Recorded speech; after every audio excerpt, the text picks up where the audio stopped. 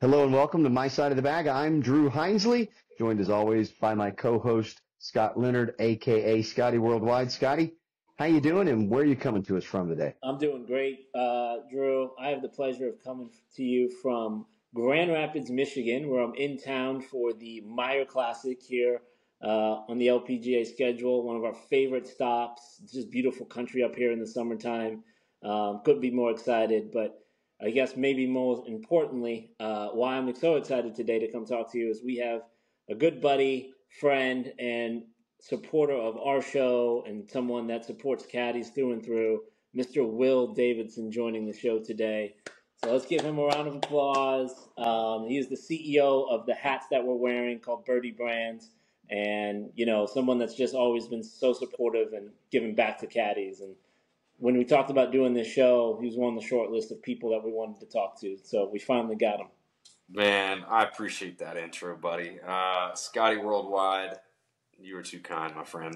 It is so nice to be a part of you guys' show. I am really excited to partner with you guys. Like, I've known the two of you for a long, long time. Drew, back in the days, heck, we're going on probably 8-9 years now of caddying. Scotty, met you back in the LPGA. And, man, both of you guys are phenomenal caddies in your own regards. And I'm just, I look up to both of you guys, trying to catch up to you guys on the win column here. And, but yeah, man, I'm so excited to partner with you boys and looking forward to the future of this podcast. Well, and the reason why all this works is you're a caddy first, but you're a businessman also. And I love Scotty getting the glass of wine from his host. So nice glass of red for the show. Love it. It is happy hour. Scotty is definitely happy. I'm happy as well because we got our man Will.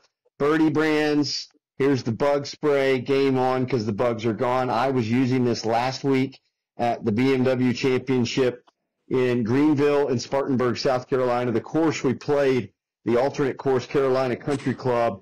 Will was there as well with his man Adam Long. We'll talk about that in a minute. But Will can tell you that Carolina Country Club, low-lying area in the hills, a lot of streams, a lot of water features, which means a lot of bugs in June. And I was able to focus on my job. I wasn't swatting away bugs. There were a couple of players that had some issues with that, but my player didn't because he had Birdie Brands on. So, folks, if you want something, it's Father's Day week. It's U.S. Open week, which also means Father's Day Sunday. If you want to get a great gift for your dad, this little bottle fits in any travel or golf bag, peppermint scented, which increases your focus on the golf course and keeps the bugs away. Great Father's Day gift. So talk to Will or find it in a local pro shop or store near you. Will, you can expound on your products, and I would love for you to do so right now. Yeah, absolutely. Well, you were spot on about the product itself and about Greenville last week. Greenville had some brutal gnats in the morning rounds, especially out there at Carolina Country Club. You're right. Look, there's a lot of water around that course, a lot of streams. Fortunately, did not find any this last week, which is always a good thing. But, yeah, the bugs were bad. And I cracked it out about 4 holes in, and Adam looked at me and goes, "Yeah, I think we'll take some of that too." And he hammered it right there, and we were good to go from there. But yeah, you were right. It's a product that I developed about a year and a half ago now, and it's a bug spray. I mean, we all need bug spray, especially when we're out on the golf course, you're out in the woods, out mowing the grass, whatever you're doing. But I had the idea to use peppermint. I like all natural stuff. I'm not a big fan of DEET and chemicals, and I really don't want to put any of that stuff on my body anyway. So I was like, let's find a natural bug spray that smells nice. And I went with the scent of peppermint. Like you said, it is a natural focusing stimulant. So I thought to myself, if I can get a bug spray that keeps the bugs away and keeps me or my player focused while they're on the golf course, that's a win-win. So whether it's you're playing golf, whether you're mowing the grass, whether your kids are playing youth baseball, youth soccer, softball, whatever, it's a great product. It's small and compact. You can carry it in your golf bag, carry it in your batting bag, carry it. You can carry it in your shaving kit if you wanted to, because it's only 1 ounce, TSA safe, and you can rock and roll and have bug spray that smells nice at any time, anywhere. Amen. I was using it all week at ShopRite, and if anybody ShopRite's follows, where it actually, you know how bad those bugs are at ShopRite, and it ShopRite was so crazy. I was actually giving it away to the Callaway reps because they were standing there and just getting crushed, and I was like, "Don't use that off stuff. Here, I got something might be a little better." So it was fun to be able to do that. It was definitely needed last week as well on my end. So that's awesome. Yeah, that's awesome. ShopRite was one of those places. Great track, really cool venue and area. But man, those bugs are brutal up there. That right on the the ocean there in Atlantic City is brutal, and I know that's one of the places actually that bug spray was invented for because they're so bad and they're so annoying while you're playing golf. Well, in most places we call them bugs. In Atlantic City, they actually have their own name. They're called greenheads. And that's because you look down at your leg to see what's biting you, and there's this green face looking at you, and you swat it away. The green face doesn't move, and it keeps chewing on your leg. Those suckers are so aggressive. Yeah, those things stink, man. I mean, the no-see-ums up there, too, are bad. You get those down, especially in Carolina, you get some of those biting your ankles and stuff like that. And I've had so much success with this product, just spraying it on your shoes, spraying it on your ankles, even spraying it on, the collar of your shirt or under your hat. Keeps the gnats out of your face, keeps stuff from landing on your shirt and crawling on you. I mean, it's just been a product that has exceeded the expectations from when we developed it. Well, and the reason you can spray it on your hat, spray it on your shirt, spray it on your shoes, because it doesn't leave any stains. So if you're OCD like me and you want your clothes to look a certain way, you want all your hats to look a certain way, Birdie Brands is for you because it's not going to alter the look of your look. That's right. So another company that Will is involved with is Uncle Keith's Red Sauce. Yeah. And I've got, this is the normal, this is the mild, and then we also have a hot version of this. And Will, please tell us about Uncle Keith's Red Sauce. Yeah, well, now that will stain your shirt. That will stain anything that you put it on. But no, Uncle Keith's Red Sauce was a product that I co-founded with a great friend of mine, Keith Little, out of Auburn, Alabama.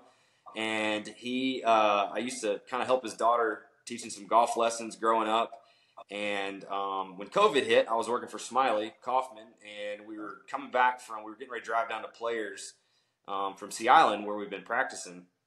And on the way back, Keith called me and said, "Why don't you just come by and hang out and let's talk?" And I said, "All right, yeah, sounds good." So I went by, and long story short is he showed me a salsa. He's made this salsa for years in his garage for tailgates and stuff like that, and people love it. And so he's like, "My wife really wants me to sell it. And, what do you think?" And I was like, "Well, man, let me try it and let's talk through it." And sure enough, I was like, "Man, this is good. I think we could do something with this." And he said, "Well, let's see if we can find somebody to produce it and see what we can do." And so we found a producer up in Tiger, Georgia. Had it produced, had like 15 gallons produced, which was like 75 jars. Put it on his Facebook, just his regular Facebook page. Sold them for $5, and we sold out in like 3 hours. So we said, "Well, heck, let's give it a whirl and let's see what we can do with it." And that was right at 4 years ago. So that was March this year. Was 4 years that was that we developed that. And yeah, it is really fortunately grown. And we started in Piggly Wiggly's up here in Birmingham. We're Piggly Wiggly through the state of Alabama. We've been very fortunate to grow into Kroger and now Publix, which is our newest and biggest one. So yeah, Publix we brought on back in October of this past year. Started in about 70 locations, and I think we've grown to about 150 locations now between Alabama, Georgia, Panhandle of Florida. So if you're in those areas, you can pick it up at Publix, almost any of the Piggly Wigglies in Alabama, as long as some local golf shops, and we've got them in some pro shops around Alabama as well. So. And of course, online we do ship. We like to ship 3-packs because you can't just eat one. Might as well go ahead and get 3.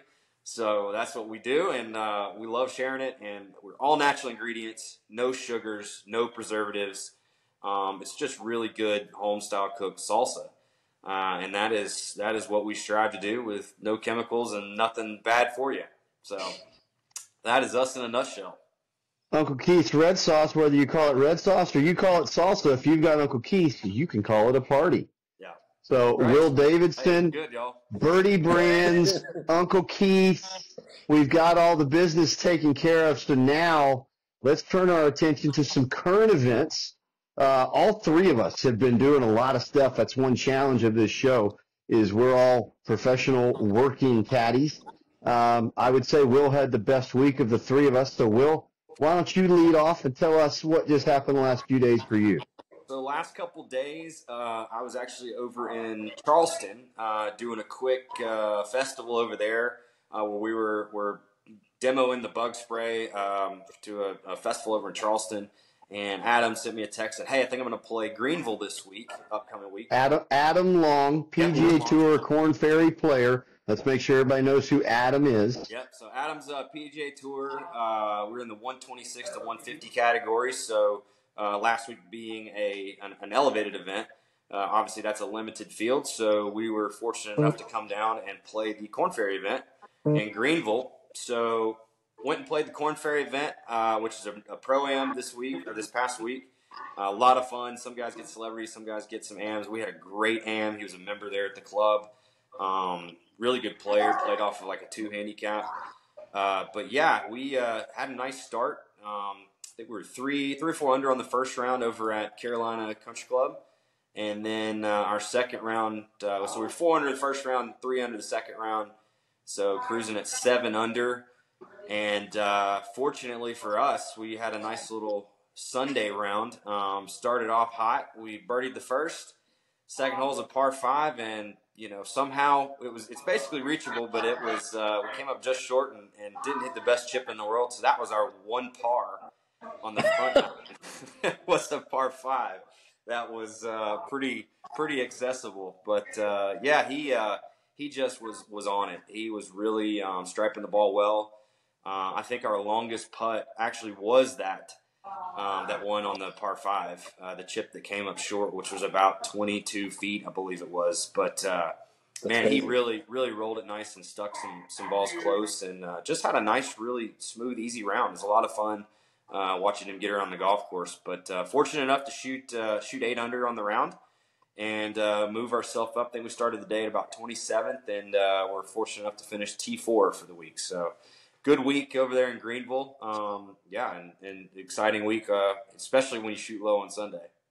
Well, and that earns you a lot of points for the race for the PGA Tour card on the Korn Ferry, which is top 30 now, but it also does a lot to get you into the playoffs. And for a guy like Adam, if he could just get into the playoffs and maybe catch it in a bottle one of those 4 weeks, he's back at the PGA Tour where he feels like he belongs. And so that was a huge week for him, just giving him a little bit of breathing room for the rest of the summer. Absolutely. Yeah, absolutely it was. Yeah, and it not only does it give you breathing room, it gives that confidence to him as like, hey, yep, there's that low round that we've been looking for, we've been working for, because he's been working his butt off, grinding on the range. We've really worked hard on making some subtle swing changes, getting out a couple bad habits that sometimes tend to creep in to most any player.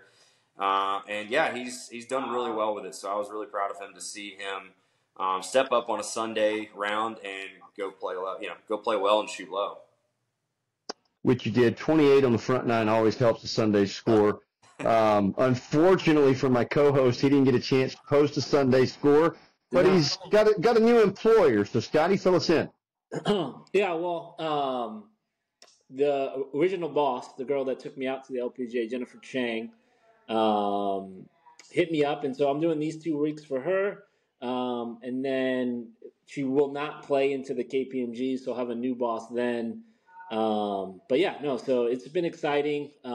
Just one of the nicest people that I've ever met, and I always tell her, like, listen, I wouldn't be here and have any of these things, would have never, I would never be wearing this hat if it wasn't for a young 19-year-old girl out of USC that took a chance on a guy that knew nothing he was doing. And so 5 years later to reconnect with the original boss has been fun, and didn't have a great week. You guys saw on Sunday someone shot 60, and we just didn't make a lot of putts. And so make 1 or 2 bogeys, they feel like triples out there. So, but it was a great week. Got to hang with the boys. I love the spot because me and my buddy Josh, we stay together there every year, and just a boys' week, to be honest with you, with a little bit of golf. So it was all right. It was all right to take a Sunday off and play some golf today, and then tomorrow morning really get back to work. So Back to work at the Meyer. My takeaway from Meyer was I love hitting the ball a long way, and I love a golf course with 5 par 5s. I believe Meyer is the only one on the LPGA Tour scheduled the entire year with 5 par 5s. Is that correct? I think you're right on that, actually. I think it's correct. Yeah. That's a stat that's a trivia stat. Yeah, Drew, you've been holding that one back for a while. Well, I just know I worked for a long player there, and 5 par 5s, I was licking my chops, and we didn't quite have the week I thought we should have. And but we did take advantage of some of those par 5s, and that was nice. Again, breaking that up every couple of holes, getting one of those always helps your score get a little better. So that's where you are this week, Scotty. That's where we're at. How's the golf course? Haven't been yet, but it's the same every year. So I think the only change is the driving range is a little bit bigger, and it's maybe playing a touch softer than normal. So, well, haven't they done in the last 2 years? Have they done some rerouting of the golf course? They've done it. They haven't rerouted it since I've come on tour, but from 7-8 years ago, it's been rerouted. So like 1 now is down there. You take a shuttle down there, and you play like that short par 4 with the elevated green, and then 2 comes back to the clubhouse, and then 3 is right by the driving range. It didn't used to be routed like that, but for the last 5 years now, that's been the routing. So there is some plans and there was some talk to kind of move that tee box on 3. Okay. So I'm anxious to see tomorrow if it's anything different, but I don't think that renovation project has happened yet. So. Okay, so you haven't been out to the golf course yet. You're going tomorrow. What do you expect to see? I love this place. It's always in very, very good shape. It's a handshake to start on both sides. I think, number 1 can be tricky, but you just got to get the number right. Because if that first hole, you can come up short and that thing comes all the way back down. So you'll see more doubles and triples on hole number 1 than you should because it's literally driver 9-iron wedge. But you'll just see a lot of big numbers from people coming up short or hitting it through a super, super small green. So pretty well-attended event there. I think the folks in Grand Rapids, they really come out for this event. Meyer, the company, supports it pretty strongly. And they actually choose to go against the Men's U.S. Open every year because they want it to be a local show. It is, and the community really supports this. Obviously, we're close to Canada, so if Brooke's in one of those final groups come the weekend, it will be a Brooke army out there. She seems to have a lot of support here in Michigan and northern Michigan region. So, no, it's, again, one of our favorite events. There's usually a food festival that goes on. So it's just a fun event, and the locals, Meyer takes care of us. They give caddies gift cards for the week. So, anytime we get something like that, that helps. So extremely excited to be here this week. Yeah, people don't realize, I think it's a $100 gift card that I got 2 years ago, and that was just a massive thank you from the sponsor that I was not anticipating, incredibly grateful for. I think I still have $2.72 on mine, so Scotty, if you need a little extra, just let me know, and I'll try to fax something up there to you. Yeah, I'm in. Let's go. Maybe some more wine, right? Why not? It looks like you're really enjoying that bottle of red right now, and you may need another one before the night's over. That is tell me, how many bottles of wine are in that wine cellar behind you right now?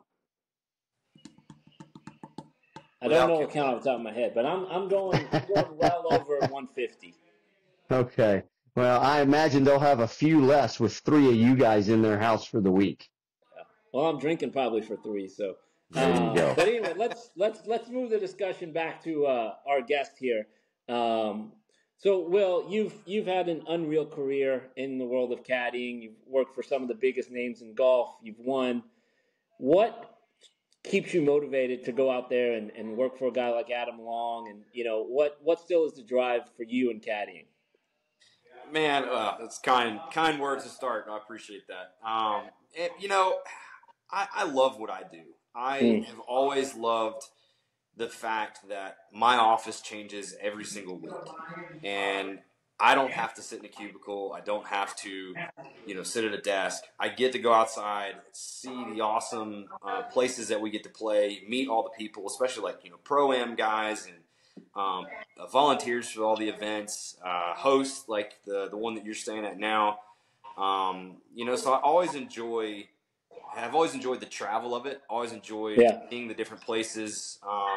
I've been super fortunate to go out and caddy places like Pebble and Spyglass and European Tour for a number of years, and got to go all around the world with that. So I've really been blessed and fortunate to be able to travel the world, see all the places that I've seen, meet all the people that I've met, including the two of you, along with countless other caddies that I've become great friends with, lifelong friends with, players that I continue to speak to today. So that's what really kind of keeps me going, is just the camaraderie that I have with all the guys out there, being able to see new places, meet new people, and just continue to network and enjoy life being outside. Amen. One of the biggest players, most notable players you've worked for, Lexi Thompson. Big news 2 weeks ago. She's retiring from competitive golf at the end of this year. When you heard that, what was your immediate thought? Immediate thought was, I'm glad that she finally was able to, put a time on it, a limit on it, or say, hey, this is going to be my last time. She has had a remarkable career, and what people really don't realize about Lexi is her age, first off, and how long that she's been playing golf. She's played professional golf, more than half of her life. I think this is her 18th, or this was her 18th straight U.S. Open, I believe is what it was. I mean, that is unheard of in professional golf, much less somebody who's sub 30. So, I mean, when you think about that, people are like, how can she retire at such a young age? Well, that's because she's been a professional since she was 13, 14 years old. So once you put that in perspective, that's a really long career. That's as long as a career as a lot of other, guys and girls that have been out on tour. So I'm really excited for her and whatever her next chapter is, whether it's she wants to do something in golf, whether she wants to take a break from golf and step back completely and move in another direction. She's got the skincare line, and she's got other avenues that she's dabbled in. So I'm really excited for her to see where she goes next and see what she does.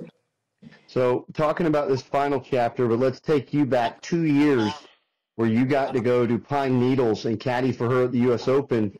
Her first chapter in her professional career as a 12-year-old playing in the U.S. Open. So what was that like walking around that place with her as she was starting to contemplate ending her career at a place where it started?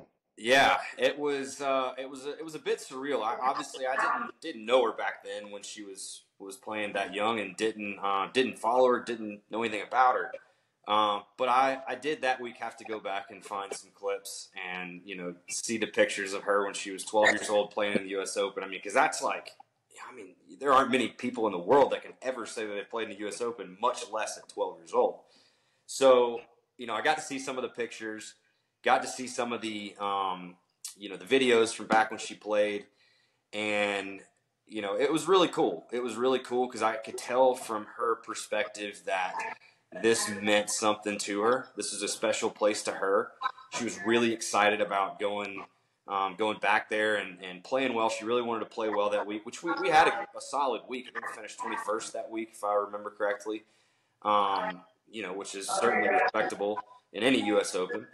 But it was really cool caddying for her because I knew that it meant a lot to her. Being around there, it was an unfortunate week for her. Her grandmother had passed the week prior, so she was really emotional. And I know that played a role in all the emotions of going back to where you first got your start, as well as having her grandmother with her. in spirits. So it was a really special week for her. It was a special week for me. I was really, really, happy to be a part of it. That's cool. All right, so we've got a men's U.S. Open this week at Pinehurst number 2 in Pinehurst, North Carolina. Has in 3 U.S. Opens, Martin Keimer, of course, shot 9 under and blew the field away by 8. But outside of that, nobody's really taken over on that golf course, and it's always been 1 under or even par winning the event. We could see some carnage this week on some holes, domed greens, a lot of shoulders that fall off all to the sides. I've already seen, I'm sure you guys have as well, a couple of videos of how ridiculous it was over the weekend. There were some heavy overnight rains in North Carolina to soften things a little today, but as the week goes on, I think it's going to be hot and dry. So we could see some things get crazy, maybe even get out of hand.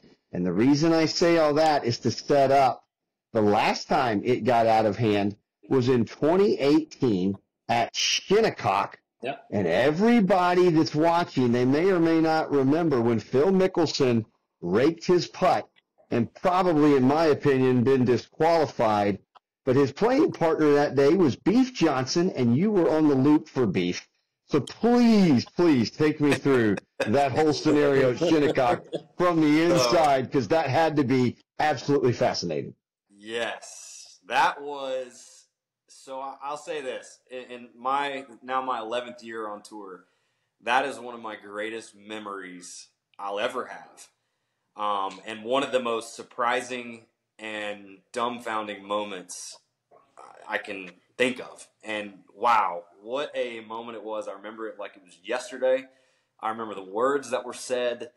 I remember what words were said. You've got, come on. Take it. You cannot just ice over it like that. Give us deets, brother. Well, so, if Phil's watching this, I apologize, but for making you relive this one. But so we hit it into, I believe it was the 13th hole.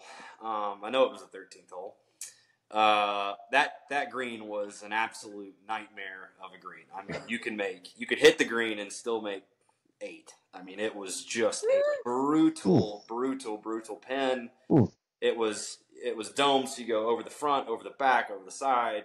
The bunkers were dead. I mean, there was nothing fun about that green. So it had been a long day. It was Phil's birthday. And Beef and I, as a birthday present, gave him an Arby's towel before we teed off on the putting green. It had the bread on one side, and it was stacked with the Arby's meat in the middle, and then bread on the top side of the towel. So it looked like a full 24-inch sandwich of a towel. So we gave him the towel. He loved it. He thought it was great. Teed off. Everybody's singing happy birthday to him as we're going down the fairways. The happy part didn't last very long as the carnage began, because that day it was remarkably one of the hardest days in U.S. Open history, in my opinion. There were only 2 guys that shot under par that day, and that was Tony Finau and Daniel Berger, and they were the first group off. That was the first twosome off. They were dead last after making the cut, and the only 2, and they both shot 1 under for that day. I think they moved up 40-something spots. Yeah, I think they both went from first tee time out Saturday morning to one of the last couple on Sunday afternoon. They were inside the top 15, if I remember correctly. Oh, yeah. I mean, it was a huge move. I mean, it was insane. But yeah, so get to the 13th hole. We hit ours onto the middle of the green. Really fortunate for that. I believe I actually missed the green and chipped up to the middle because there was no going at that pin where it was. It was on the far right side of the green, coming from the fairway. And huge false front in front of that pin coming from the fairway. Yep. Phil had hit it short, spun back down, chipped over the green, chipped back, trickled off, went back down to the fairway, chipped back up past the pin, and now he's got the putter out. That one did stay on the green. He's got the putter out, hits a putt. It kind of burns the edge, lips out. It starts rolling, and then it just continues to roll. And he had just had enough. He had had enough and said, I'm not going back down to the fairway.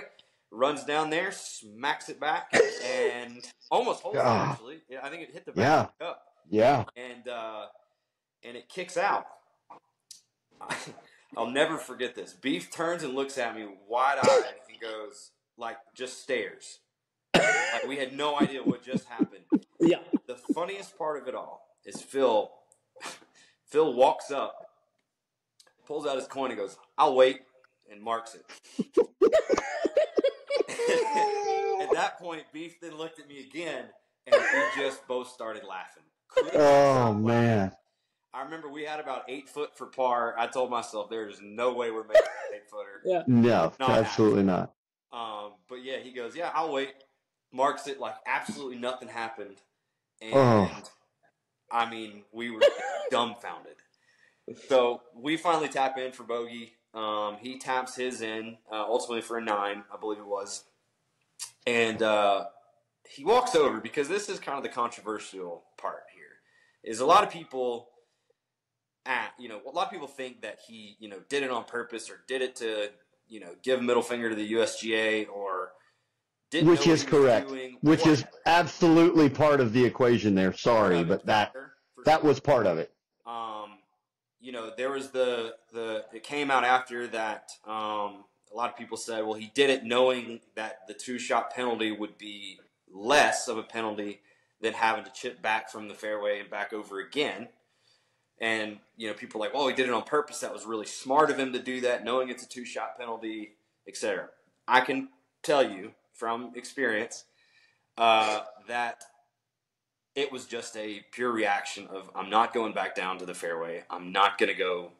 He wasn't thinking about, this is a 2-shot penalty, I'll take this over chipping it back and forth. That wasn't the case. He straight up was like, after he tapped in and we started walking off, he goes, "I don't really know what I just made. I don't really care, but I'm just tired of being on this golf course right now." And so, which fair play to him. I think for the day, we shot 85. I think he shot 84, 83 that day. Wow. I mean, it was that difficult to see two. And Beef's got one of the best short games in the world. And to see him struggle around there and see Phil, and obviously Phil does as well, to see those guys shoot that kind of number it just goes to show how hard that golf course played on that Saturday. What a lot of people don't also realize is on the 14th hole. So we were walking, back up real quick, we were walking from the 13th green to the 14th fairway. Well, from the 13th green to the 14th fairway, you have to walk through the parking lot. There was a little bridge you had to kind of go through the parking lot. And we're all kind of walking and talking at the same time. And the TV cameras, when they obviously just seen what just happened, replayed it, now they go to the live, and we're walking through a parking lot. They go, "Oh my gosh, is he walking to his car? Like, has he just quit?" And Beef's going with him. Not realizing that you have to walk through the parking lot to get to the 14th tee. So that was kind of hilarious. And, fucking great. Big deal. But on the 14th, he hit it on the green, and there was the pin was back right.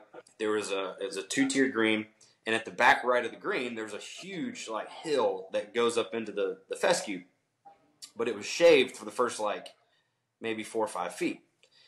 And so Tim, his brother, who was caddying for him, Phil was on the front left, pin was back right. He could have gone at the pin, but he goes, "Watch this." He said, "I bet he hits this off the back of the green and brings it back." Sure enough, Phil aims about 12 feet right of the hole, hits it off the back of the green up the hill, and brings it back down to that. I mean, it was an amazing shot. But again, it was just to say, screw you, I'm tired of being here.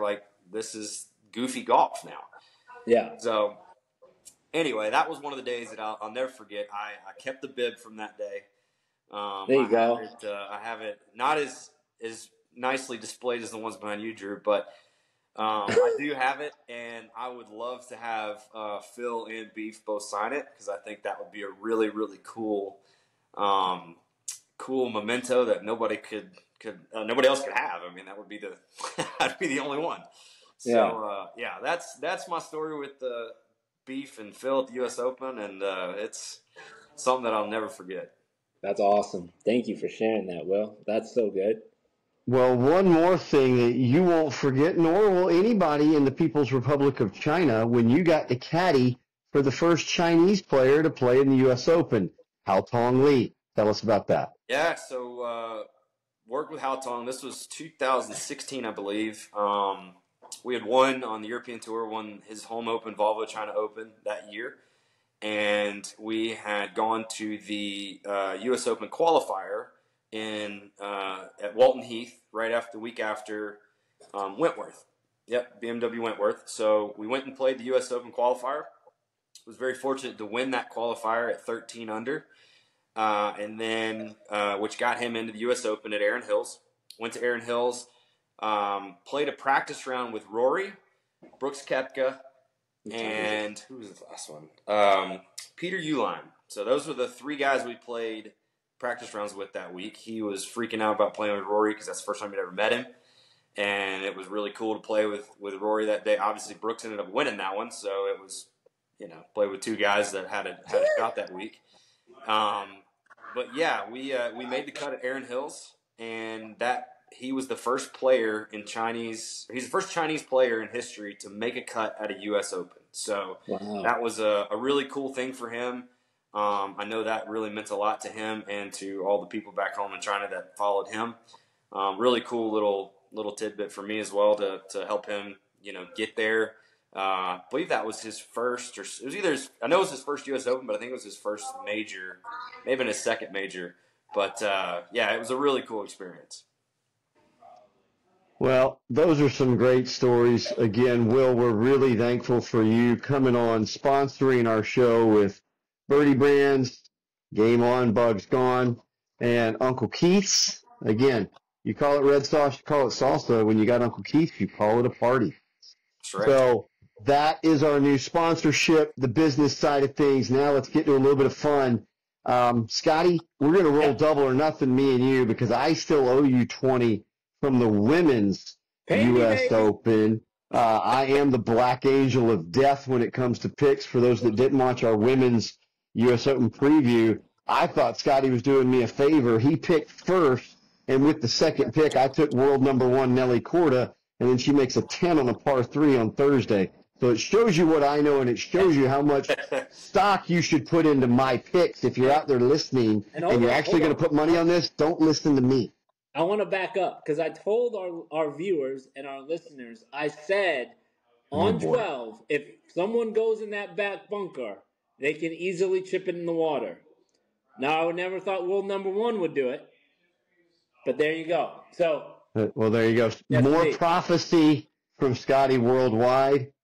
Let's see what kind of prophecy he provides for Pinehurst number 2. Will, you want some of this action or what? I'm in. I would love to. Okay.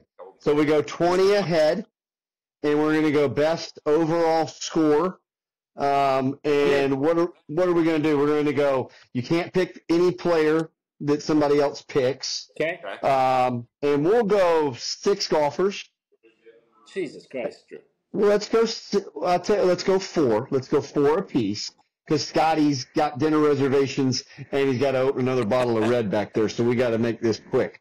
All right, 4 apiece. Okay. Our guest, Will Davidson, you're going to go with the first pick. Scotty, you go second. I'll take the third pick, and we'll snake draft it after that. Send it. All right. Send it, Will. All right. I would be dumb not to take Scotty Scheffler in this.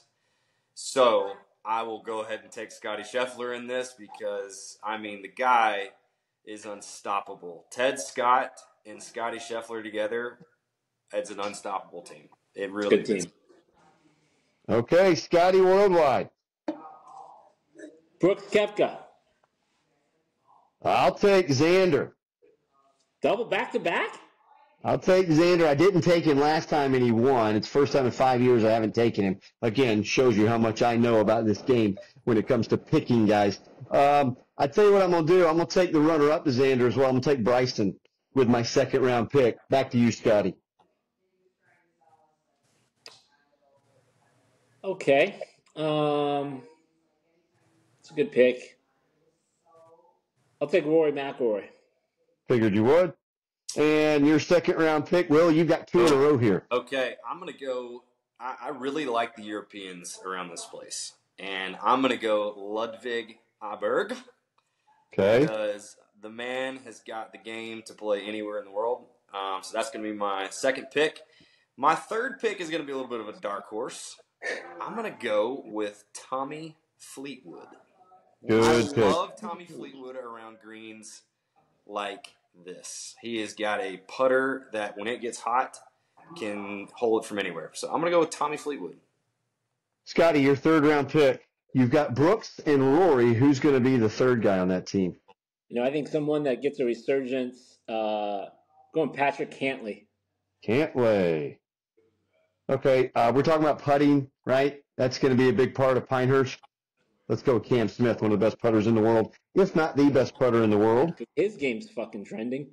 And then I'm going to take a guy. I'm going to take a guy that finished T4 in 2014, also one of the greatest putters in the world. Another guy that's going to get a lot of coverage this week simply because of the clothes he wears, Jason Day. Scotty, your last pick. I like your Jason Day pick. I'm going Max Homa. Homa. Okay, and our guest, Will Davidson, our sponsor, you're going to close out the picks today. You've got Scotty Scheffler, Ludwig Aberg, and Tommy Fleetwood. Who's going to round out your foursome? I'm going to go with a rookie for my last pick. You ready for this? Ooh. Oh, boy. Yeah, go ahead and roll that dice. I'll just easily spend your money. Take a rookie in the U.S. Open. Give me the lefty Akshay Bhatia. No chance. No chance. You've caddied for him, and old boss. I get it. Old boss. Hold on, whatever. Where's he from? North Carolina. I get it. Way too much pressure to do it on home turf at that golf course. Yeah, no That's chance. just what I think. Apparently, we're all gonna when spill. I caddy for somebody, they usually win right after, So like Ryan Gerard last week and Yeah, go and exactly. It works like that. So I've got a little bit of a trend like that going too. It's not a lot of fun, but good for them for moving on and not thinking too much about me in the future, right? Yeah. Well, hey, I like our 4 picks. I'm interested to see how they turn out. I'm good. I think Rory gets it done. Doesn't have to worry about the misses right now. Free willing. I like my picks. Well, and we'll be there with the NBC team doing it, so you also don't have to worry about doing post-round interviews with CBS crew. And just saying. Listen, I told Drew this. You better wear your Birdie Brands hat because Smiley will definitely know what it is. Oh yeah, Smiley will know what it is. Yeah, we're going to be bouncing around the fairways at Pinehurst with this thing on. So if you guys are watching this podcast and you're watching U.S. Open coverage, you see this, give us a little shout out on all the social media platforms. Will Davidson, CEO of Birdie Brands, thanks for joining us. Any final thoughts before we cut this thing off? Man, I just want to say I appreciate you guys. I am so excited for the future of this podcast and the future of you two guys. Y'all have done a phenomenal job so far, and I really do look forward to the future. Scotty, your final thoughts. Will, thanks so much for joining us. You're one of my favorite people in golf. You've been great to me since day one. I've always looked up to you and the work you've done. And for this to come full circle and to wear this hat and to have you now on the pod, just thank you. Thanks for being you. And whether you do anything for me or not, thanks for what you do for caddies. Well, I appreciate that. Really do. Well, and I just feel honored. I think I'm the last one of Will's friends to actually get a Birdie Brands hat. All his other friends have one, so I feel like I'm part of the Cool Kids Club now. So thank you very much for finally getting this to me. Everybody else that knows you has one, so now I feel like part of the team. But seriously, Will Davidson, thanks for being a part of my side of the bag. Scotty Worldwide coming to us from Michigan, thanks for your time. I hope you have a great week. And if you're running around at U.S. Open at Pinehurst, please say hello. And maybe we'll get together and get a photo, and we'll put it up on the socials. You can find us on all the social media platforms at My Side of the Bag, and we'll have much more episodes coming your way soon. Thanks for joining us today on My Side of the Bag. Go be kind to one another.